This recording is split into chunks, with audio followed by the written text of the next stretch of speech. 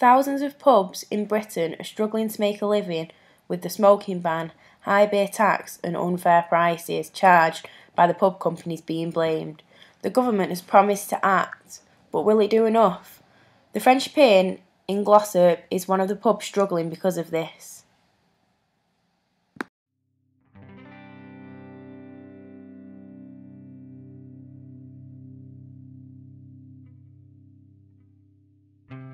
Hello, my name's Andrew, I'm 29. I've been drinking in the Friendship for about 10 years, it's about 18, 19. It's my local pub, so that's why I come in.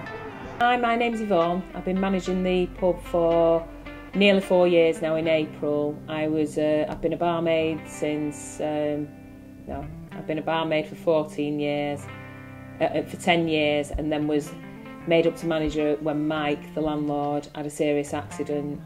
I took over running the business.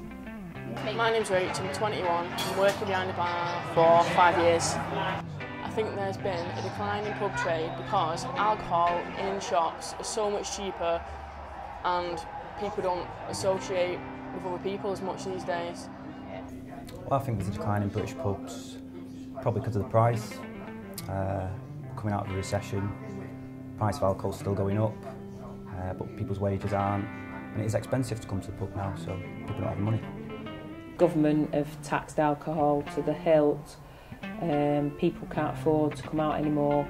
They've got priorities rather than going out. It's difficult for them, which makes it difficult for the pub trade as well. The brewery have to put the prices up, which means the pub makes less profit, and therefore once they've paid bills and staff, bills are going up all the time, staff wages are going up all the time. It's virtually impossible to make a profit in the pub trade. I enjoy coming to Friendship because it's a nice group of people. It's always good banter, it's a good laugh, it's fun.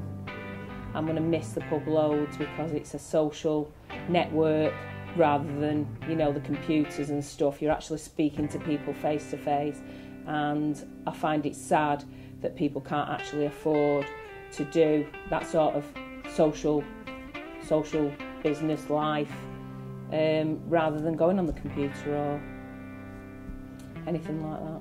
I really love the Friendship. I love the people that come in. I've made friends in the Friendship, and to be honest with you, it's going to be a very sad day in April because I'm going to lose contact with people that I've made really good friends with, because it's the same for me. Wages and stuff, can't afford to go out as much as I'd like to, and I won't be seeing these people. I'm quite upset about the thought of not working here anymore because it's a friendly pub. You get regulars in who come in to see the friends who they've made. The only reason the friends in here is because they've made them in this pub. So if there's no friendship, they're gonna, I don't know, they won't see each other, will they? So it's just sad. In 1982, there were approximately 67,000 pubs in the UK. In 2011, there was approximately 50,000, but how can we prevent this from happening? What really does make a successful pub?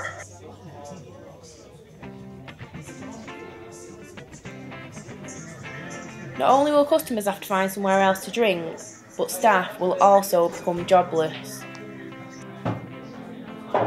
Because I've had to give up the pub trade, because I've had to give up this particular pub trade, the manager of the pub, I'm just going to have to find a job elsewhere, and as jobs are so hard to come by, unfortunately I won't be able to pick and choose. I would like to get back into the pub trade, but it's going to prove difficult because pubs are closing and they don't need managers anymore.